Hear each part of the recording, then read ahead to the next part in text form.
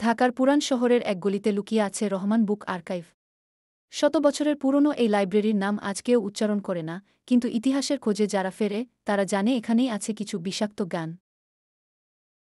একদিন রাফি, ঢাকা বিশ্ববিদ্যালয়ের ছাত্র, লাইব্রেরির ধুলোমাখা কর্নারে খুঁজে পায় এক রহস্যময় বই।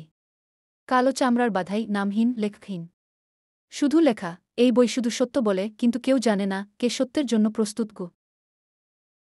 প্রথম দিন বইটা ছিল সাদা, কিন্তু পরদিন সকালে রাফির বুক কেঁপে ওঠে।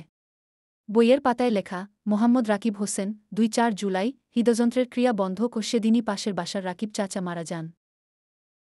ভয়ে রাফি বইটা বন্ধ করে দেয়। কিন্তু প্রতিদিন সকালে নতুন নাম আর মৃত্যুর কারণ লেখা থাকে। শাহনাজ পারভীন, নুরুল আমিন, সবাই একে একে মরে যাচ্ছে। রাফি বুঝতে পারে বইটা ভবিষ্যৎ বলে না, ভবিষ্যৎ তৈরি করে। ২-৭ জুলাই রাতে রাফির বুক ধুকপুক করছিল। পরদিন সকালে বই খুলে দেখে, রাফিউল ইসলাম, ২-৮ জুলাই, আত্মহনন। সে নিজেকে বোঝায়, আমি এমন কিছু করব না, কিন্তু সেই দিনটা যত এগোয় সে তত ভেঙে পড়ে। বইটা পোড়াতে গিয়েও ব্যর্থ হয় রাফি। আগুন নিভে যায়, বই অক্ষত থাকে। পরদিন সকালে প্রতিবেশীরা রাফির নিথর দেহ খুঁজে পায়। জানালার পাশে পড়ে থাকা বইয়ে লেখা, বইকে অস্বীকার করলেই মৃত্যু দ্রুত হয়। আগামী নাম, সাজ্জাদ হোসেন, ২-৯ জুলাই।